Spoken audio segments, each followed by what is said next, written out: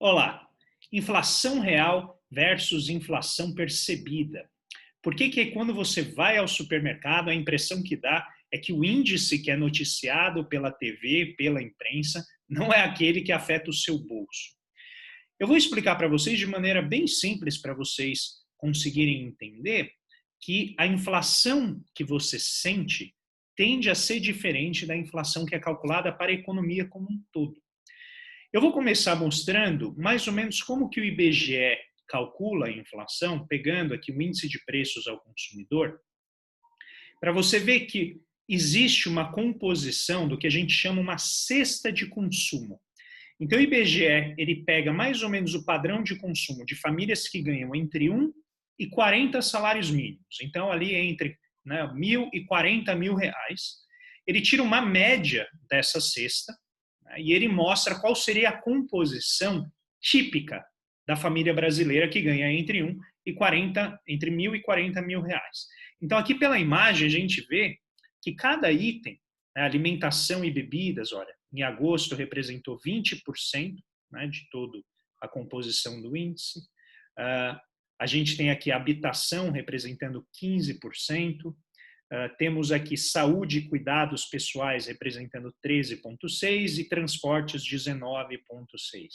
Então, isso significa que quando você vai medir o preço de cada um desses bens, quando você pega alimentação e bebidas, o IBGE abre numa série enorme de bens, né? Desde feijão carioquinha, passando, né, por arroz, leguminosas, grãos, uma série de itens, e cada item tem um peso relativo, né, dentro desse grande grupo.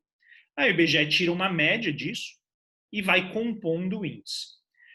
A inflação é calculada essencialmente pegando esse índice e a variação dele no tempo. Então, se agora a inflação variou 0,24%, é porque o valor total do índice variou 0,24%. Isso significa que essa é a inflação média, ou seja, quando você pega todos os bens de acordo com o peso que ele tem dentro do orçamento de cada, né, dessa família média que o IBGE calcula, é isso que aparece em termos de inflação.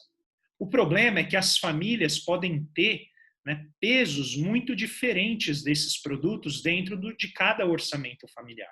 Então, vai ter família aqui que vai, né, ter mais gasto com alimentação, vai ter família que vai gastar mais com habitação, a depender, né, de onde mora, das dificuldades que enfrenta para conseguir, né, um lugar adequado para morar. Se for uma família que tem mais idosos, possivelmente vai gastar mais com saúde, cuidados pessoais e assim por diante. Ou seja, em tese, cada um deveria calcular o seu próprio índice de inflação para identificar, né, como que a economia como um todo, a evolução da economia está afetando o seu próprio consumo. Se a gente parar, né, para olhar de uma maneira mais detida os índices, o que a gente vai notar é que quando você pega, né, a indicação do IBGE, existe uma diferença muito grande no que diz respeito à composição desses índices. Então, note aqui que quando a gente vê o comportamento de cada item, eles variam muito no acumulado do ano. Eu vou deixar o link para esse post do professor da UNB, Roberto Ellery, em que ele faz uma depuração bem cuidadosa do índice, o que está acontecendo com cada grupo, né, muito bem feito, eu vou deixar para vocês consultarem. Mas olha o que acontece aqui. A alimentação fora do domicílio tem um avanço, mas é um avanço menor do que a alimentação no domicílio. Por quê? Por conta da pandemia, as pessoas estão comendo mais em casa. Então, isso significa deslocamento do gasto que normalmente ocorreria fora para o supermercado, né, as lojas de departamento, que é onde você vai agora comprar o produto. Você não está mais indo, né, tanto ao restaurante. Agora, cada vez mais, porque está reabrindo a economia. Porém, alguns setores, vocês podem notar, tem uma variação negativa até agosto, entre janeiro e agosto de 2020. Então, calçados e acessórios, móveis e utensílios domésticos, produtos farmacêuticos e óticos, recreação, aqui fumo, roupas, né, e transportes por conta da paralisia, né, da própria economia. Isso faz com que as pessoas gastem menos, né, com locomoção. Então, notem como, dentro do índice, você tem uma diferença muito grande em termos de efeito.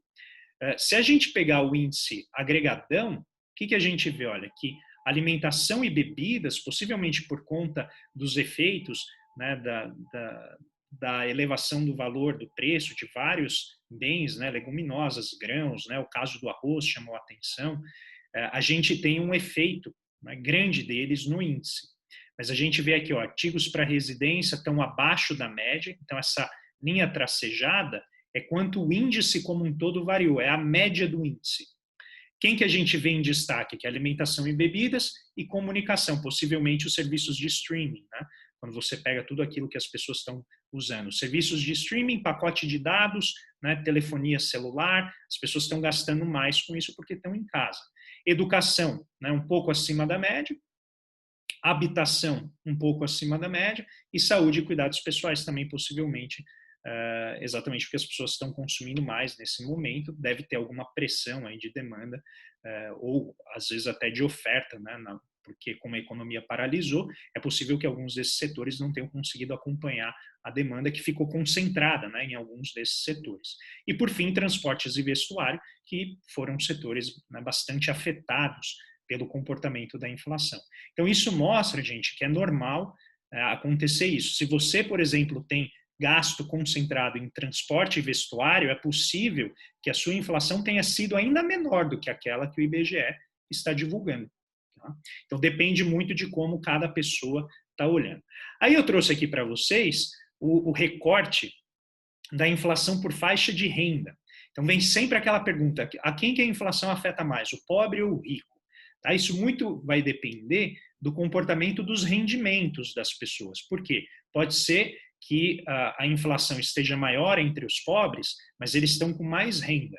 Tá? Então, o efeito líquido disso depende da combinação entre o tamanho do orçamento e a evolução dos preços, né, dentro daquele orçamento particular. Isso a gente tem que sempre analisar a cada momento. Tá? Não dá para dizer a priori. Por isso que o IPEA publica este estudo. Agora eu não sei se é mensal ou bimestral, mas eu vou deixar também para vocês o link para esse estudo, em que eles analisam a inflação por faixa de renda. Aí notem que em agosto, o que aconteceu? Olha, quando você compara 2019 e 2020. 2019, a gente vê que renda muito baixa teve, né, entre as menores inflações sentidas, né? Enquanto as rendas média e alta tiveram as inflações menores. Possivelmente porque renda média alta e alta consomem muitos serviços e o preço dos serviços está caindo. Tá? Então, isso tende a afetar positivamente para a classe de renda mais alta a sua taxa de inflação, né, daquele grupo. Quando a gente olha 2020, olha o que acontece. Os mais pobres são aqueles que têm tido taxas de inflação mais elevada, possivelmente por conta dessa pressão inflacionária no setor de alimentação, que é mais relevante para famílias de nível de renda mais baixo. Quando a gente olha nas classes mais abastadas, aqui na barrinha verde, o que a gente nota? A inflação muito pequena. E quando você pega a renda alta, a inflação é negativa, porque o peso dos serviços é muito grande. E serviços dentro da nossa economia compõem cerca de 70%, 72% de tudo que é produzido. Então, o peso dos serviços é muito grande. Não à toa, né, ela acaba gerando esse efeito, vamos dizer, positivo sobre a renda dos mais ricos, que percebem, né, uma inflação menor do que os mais pobres. Quando a gente olha a evolução desses índices no tempo, e esse relatório traz isso de maneira, eu acho, muito clara, o que a gente nota? Ó, renda alta é essa linha vermelha. Vamos pegar a renda alta e a renda muito baixa, que é essa linha mais azulada aqui. O que a gente nota? Que até final de 2018, ó, a linha azulada tinha uma inflação menor. Aí depois a linha azulada, que são os mais pobres, tiveram um aumento acima, né, do que seria, vamos dizer, dos mais ricos. Depois ficou todo mundo mais ou menos junto e recentemente, por conta possivelmente do desarranjo da pandemia, o resultado foi que acabou se pressionando mais os preços que essas classes de nível de renda mais baixo percebem. Enquanto os ricos, né, que a gente tem aqui na linha vermelha, perceberam uma inflação menor. Tá? Então é por isso que a inflação que sai na imprensa, que o IBGE publica, precisa ser olhado com muita cautela, precisa se decompor um pouco esses índices para entender, né, de onde estão vindo as pressões e como eles estão afetando as diferentes classes sociais, tá bem?